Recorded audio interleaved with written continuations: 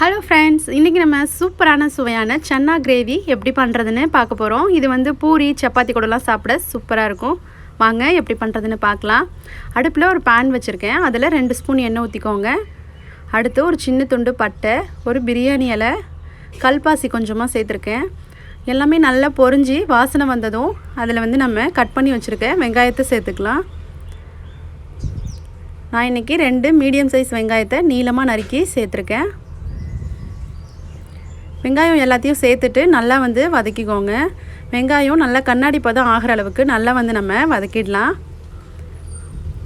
இப்போ பார்த்திங்கன்னா வெங்காயம்லாம் நல்லா வந்து வதங்கிடுச்சு. இந்த டைமில் நம்ம கொஞ்சமாக மல்லித்தழை சேர்த்துக்கலாம். இந்த சன்னா கிரேவிக்கு வந்து மல்லித்தழை வந்து நல்ல ஃப்ளேவர் கொடுக்கும், ரொம்ப டேஸ்ட்டாக இருக்கும். இப்போ நம்ம வந்து மல்லித்தழையும் சேர்த்து நல்லா வந்து வதக்கியாச்சு. இப்போ வந்து 1/4 டீஸ்பூன் இஞ்சி பூண்டு விழுது சேர்த்துருக்கேன். இஞ்சி பூண்டோட பச்சை வாசனை போகிற அளவுக்கு நல்லா வந்து நம்ம வதக்கிடலாம்.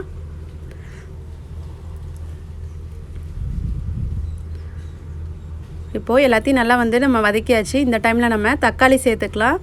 2 மீடியம் சைஸ் தக்காளியை அரைச்சி சேர்த்துருக்கேன்.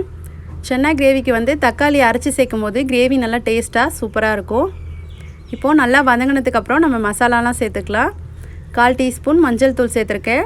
அது கூடவே 1/2 ஸ்பூன் கரம் மசாலா, அடுத்து 1 ஸ்பூன் மல்லித்தூள் சேர்த்துருக்கேன். அது கூடவே 1/2 ஸ்பூன் ஜீரகத்தூள், அடுத்து காரத்துக்கு தேவையான 1 ஸ்பூன் வந்து நான் மிளகாத்தூள் சேர்க்குறேன். கடைசியாக வந்து 1/2 ஸ்பூன் சிக்கன் மசாலா சேர்க்குறேன். இப்போது நம்ம சேர்த்த மசாலா எல்லாமே பச்சை வாசனை போகிற அளவுக்கு நல்லா வந்து நம்ம வதக்கிடலாம்.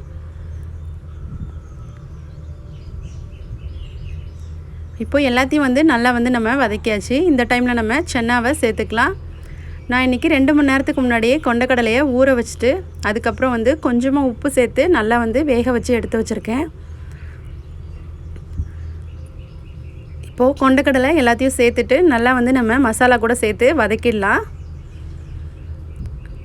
ஒரு 2 நிமிஷத்துக்கு நல்லா வந்து இந்த மாதிரி கலந்து விட்டுக்கோங்க. இப்போது சன்னா கிரேவிக்கு தேவையான உப்பு சேர்த்துக்கலாம். நம்ம ஏற்கனவே கொண்டக்கடலையில் உப்பு சேர்த்துருக்கோம், அதனால் வந்து பார்த்துட்டு கொஞ்சமாக சேர்த்துக்கோங்க. இப்போ வந்து அடுத்து தேங்காய் சேர்த்துக்கிறேன். 1/4 கப் தேங்காய் கூட 5 பாதாம், 1/2 ஸ்பூன் வந்து சோம்பு சேர்த்து அரைச்சி எடுத்து வச்சுருக்கேன். அதை வந்து நம்ம இப்போது இது கூட சேர்த்தாச்சு. இப்போது நல்லா கலந்து விட்டதுக்கப்புறம் கிரேவிக்கு தேவையான தண்ணி சேர்த்துக்கலாம்.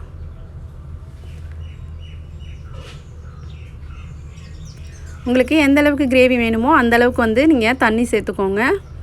இப்போ தண்ணி சேர்த்தாச்சு. இப்போ வந்து நல்லா வந்து நம்ம இதை கலந்து விட்டுட்டு ஒரு 2லேருந்து 3 நிமிஷம் வந்து நல்லா வந்து நம்ம கொதிக்க விடலாம். இப்போ பார்த்திங்கன்னா நல்லா வந்து கொதிச்சிட்ருக்கு பாருங்கள். நம்மளோட சன்னா கிரேவி நல்லா வாசமாக சூப்பராக வந்து ரெடி ஆகிட்டுருக்கு. பாருங்கள் எவ்வளோ க்ரீமியாக இருக்குன்னு. இந்த டைமில் நம்ம கடைசியாக வந்து கொஞ்சமாக புதினா தழை சேர்த்துக்கலாம்.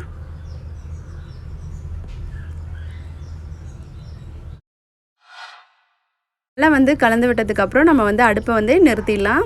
அவ்வளோதான், நம்மளோட சூப்பரான சுவையான சன்னா கிரேவி ரொம்ப சூப்பராக ஈஸியாக வந்து ரெடி ஆயிடுச்சு. இந்த ரெசிபி உங்களுக்கு பிடிச்சிச்சுன்னா லைக் பண்ணுங்கள், ஷேர் பண்ணுங்கள், மறக்காமல் நம்ம சேனலை சப்ஸ்கிரைப் பண்ணுங்கள். தேங்க்யூ.